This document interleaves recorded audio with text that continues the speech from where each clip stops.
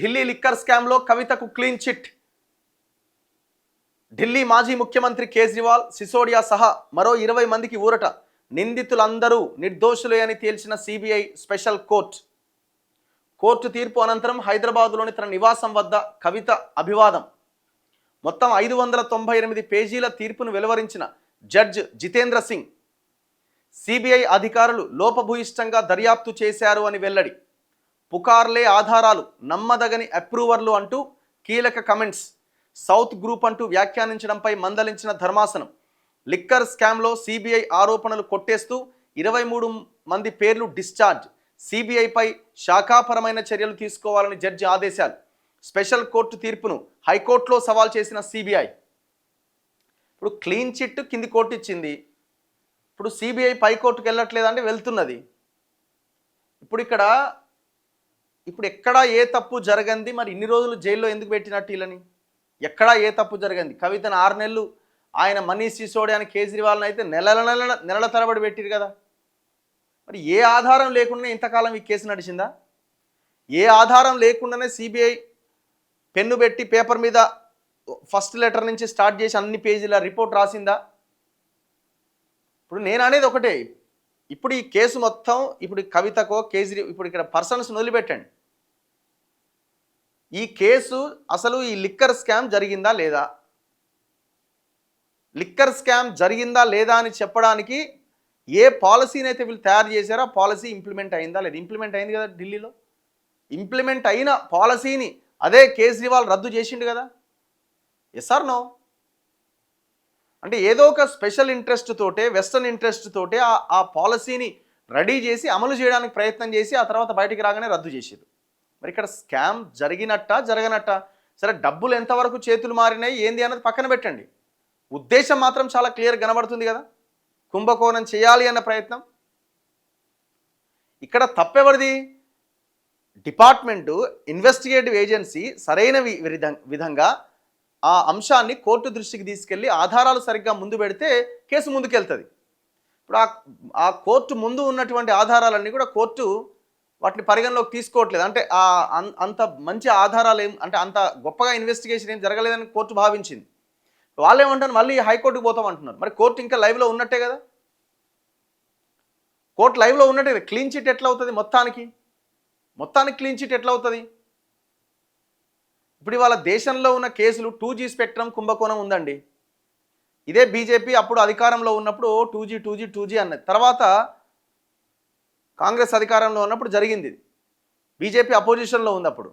ఇప్పుడు బీజేపీ అధికారంలోకి వచ్చినప్పుడే 2G స్పెక్ట్రమ్ లేదు, ఏం లేదు అన్నది. అది జరిగిన మాట వాస్తవం, అంతా కళ్ళ ముందు కనబడుతున్నది. 2G స్పెక్ట్రమ్ ఉందా? ఉంది. ఆ టెండరు పాలసీలు లేకపోతే ఈ అమలు విధానం ఇదంతా జరిగింది. మరి స్కామే లేదంటున్నారు ఎట్లా? అంటే ఆ ఇన్వెస్టిగేటివ్ ఏజెన్సీస్ సరైన ఆధారాలు కోర్టుకు సమర్పించకపోవడంతో, లేదంటే తెర వెనక ఏదన్నా వ్యవహారం జరిగి ఉంటే ఆధారాలు సమర్పించడంలో ఫెయిల్ అయితే జడ్జి ఏం చేశాడు? అల్టిమేట్గా ఏమన్నా ఎవిడెన్స్ ఉండాల్సిందే.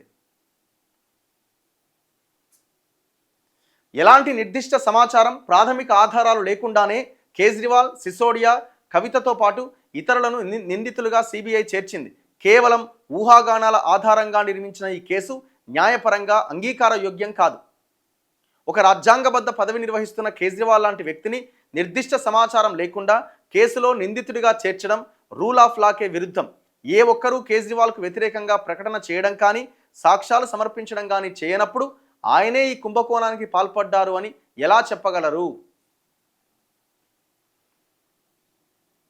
మరి ఇప్పుడు సిబిఐ మళ్ళీ హైకోర్టుకు పోయిందట.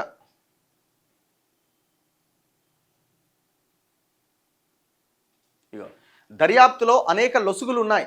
వందలాది పేజీలతో ఛార్జ్షీట్ తయారు చేసిన ఒక్క సాక్షి ప్రకటనను కూడా ఖచ్చితంగా చేర్చలేకపోయారు. ఎలాంటి నిర్దిష్ట సమాచారం, ప్రాథమిక ఆధారాలు లేకుండా కేజ్రీవాల్, సిసోడియా, కవితతో పాటు ఇతరులను నిందితులుగా చేరుస్తూ ఛార్జ్షీట్తో తప్పుదోవ పట్టించారు. A1గా ఉన్న నిందితుడు కుల్దీప్ సింగ్ను ఎందుకు చేర్చారో సిబిఐ చెప్పలేకపోయింది. ఆయనకు వ్యతిరేకంగా ఎలాంటి సాక్ష్యాధారాలు సేకరించకపోవడం ఆశ్చర్యకరం.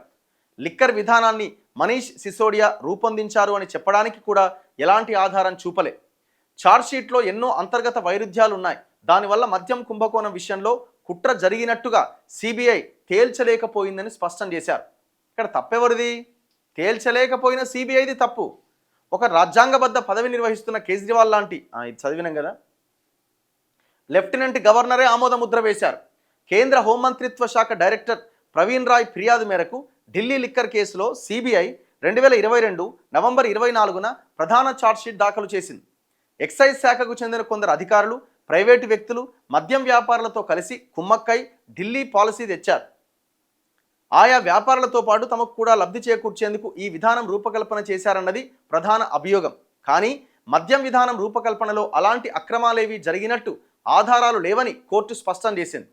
వివిధ శాఖలు, నిపుణుల కమిటీలతో చర్చించి కేబినెట్ స్థాయిలో ఆమోదాలు పొందిన తర్వాతనే నిర్మాణాత్మకంగా నిర్ణయాలు తీసుకున్నారు.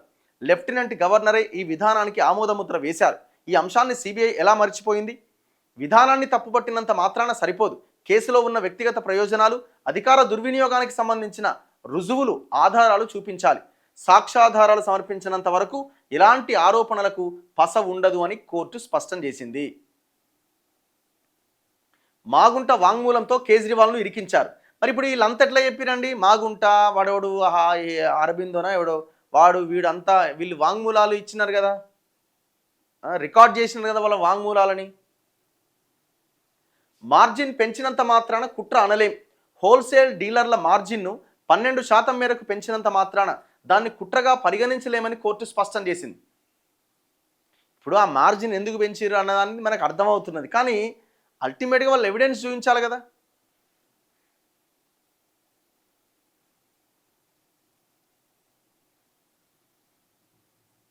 ఇట్లా మొత్తం ఇప్పుడు ఇగో 2G స్పెక్ట్రమే కాదు, చాలా కేసులు ఈ దేశంలో ఏమైపోతున్నాయో ఎటుపోతున్నాయో మన అందరికీ తెలిసింది. ఇగో వీళ్ళందరూ క్లీన్ చిట్ వచ్చిన వాళ్ళు 23 మంది. ఎవరెవరు?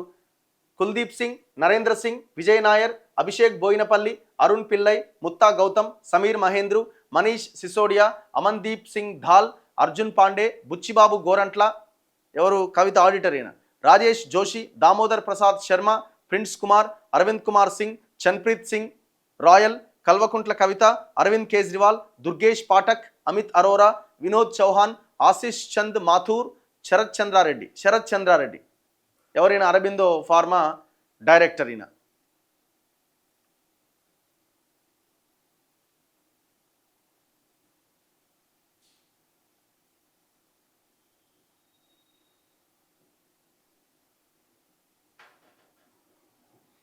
ఇగో అసలు లెఫ్టినెంట్ గవర్నరే ఫస్ట్ ఆమోద ముద్ర వేశారనేది కోర్టు అంటున్నది. కానీ అదే లెఫ్టినెంట్ గవర్నర్ 2022 జూలై 30న వికే సక్సేనానే కంప్లైంట్ చేసింది, ఇందులో ఏదో స్కామ్ జరుగుతుంది అని. దాంతో కేసు ముందుకు పోయింది. 146 రోజులు ఉంది కవిత జైల్లో, 146 days.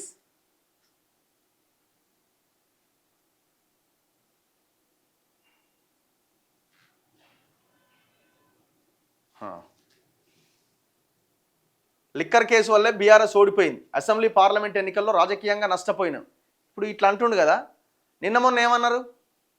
నిన్న మొన్న ఇదే బీఆర్ఎస్ నాయకులతోని లిక్కర్ కేసులో నువ్వు దొరికిన అడ్డంగాని ఇదే బీఆర్ఎస్ వాళ్ళు కవిత మీద ఆరోపణలు చేసిరు. కవిత బయటకు వచ్చిన తర్వాత చేసిన ఆరోపణలు, నీ వల్లనే పార్టీ ఓడిపోయింది, నువ్వే ఈ లిక్కర్ దందా చేసినావని బీఆర్ఎస్ వాళ్ళే ట్రోల్ చేసిరు ఆమెను. ఇప్పుడు మళ్ళీ అంటున్నారు లిక్కర్ కేసు వల్లే ఓడిపోయింది, కవిత కడిగిన ముత్యం, మళ్ళీ వాళ్ళే మాట్లాడుతున్నారు. నేను వేసుకుంటున్నది గట్టిగా ఆయనని. నన్ను ఇట్లా నెత్తిల బతుకమ్మ ఎత్తుకుంటే నా బతుకమ్మని తీసేసి లిక్కర్ బాటిల్ పెట్టి నన్ను ట్రోల్ చేసిరు, ఏం అన్యాయం ఇది అని కేటీఆర్ అని అడుగుతున్నాను. సత్యమై గెలిచింది, నేను కట్టర్ ఇమాందార్ అని రుజువైంది అని కేజ్రీవాల్ అంటున్నాడు. నేను ఏడుస్తున్నాడు ఆయన. ఇప్పుడు ఏదేమైనా ఇప్పుడు కేసు మొత్తం అయిపోయిందండి. ఇప్పుడు కోర్టు ఏమంటుందండి, సిబిఐ ఏమంటుంది, మేము మళ్ళీ హైకోర్టుకు పోతామని హైకోర్టుకు పోయింది. ఇప్పుడు అక్కడ మళ్ళీ కోర్టు మళ్ళీ లైవ్లో మళ్ళీ విచారణే కదా. ఇక అప్పుడు ఏం జరుగుతుందో చూడాలా. ఇప్పుడు కింది court Rouse revenue CBI court మాత్రం క్లీన్ చిట్ ఇచ్చింది.